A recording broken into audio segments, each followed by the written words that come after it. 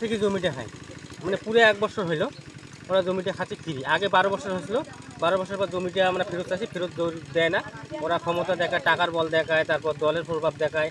তারপরে মনে করেন যে ওই জমিটা যখন কে দেখায়? মমিন এইটা দেখাচ্ছিল ওর লোকজন দিয়ে। তারপরে মানে যখন কাজ শুরু করছিল তখন আমরা গেছিলাম, পরে আমাকে মারধর করে, পরে ওখান থেকে হাত ধাক্কা দিয়ে তুলে দেয়, ভয়ভীতি দেখায়, পরে আমরা চলে এসেছি। মমিনের কয়জন মাটি খায় আপনার? আমাদের ওখানে 4 জন মাটি এখনো আছে। 7 জন মাটি হ্যাঁ। টাকা ছাড়াই খাচ্ছে? টাকা ছাড়াই খাচ্ছে, কোনো টাকা টুকু কিছু দিচ্ছে না, জমিও ছিঁড়ে ছাড়িয়ে দিচ্ছে না, টাকা দিচ্ছে না। আমাদের পাত্তা দেয় না, আমাদের 4 জন মাটি আমাদের এই মতন জোর করিয়ে আজকে খাবার লাগছে, তার কোনো ভাড়া দেয় না। আজ 1 বছর থাকিয়ে কে খাইতেছে? মমিন ও, জমির কোনো ভাড়া টাড়া দেয় না, না? 1 বছর থাকি আজকে ভাড়া টাড়া কিছু দেয় না, জোরে মারবেন লাগছে।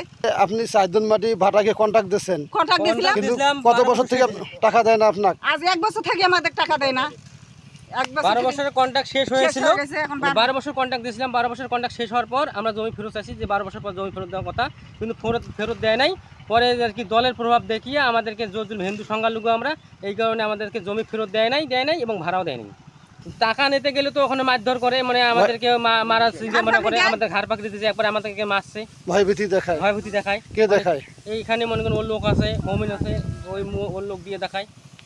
কত বছর থেকে ঘরে দিচ্ছেন? 12 বছরের জন্য কন্ট্রাক্ট দিয়েছিলাম, কারণ 12 বছর পার হয়ে গেছে, এখন ফেরত চাই। এখন আমাদের জমি আর ফেরত দেয় না, বলে আমরা এমনি জমি খাবো। 1 বছর হাতে এমনি খাবার আছে, কোনো টাকা পয়সা দেয় না। জমি থেকে আমরা গেছিলাম, আমাদের ঘাড় পাকড়ি দিয়ে পাঠাইছে। কে ঘাড় পাকড়ি দিল?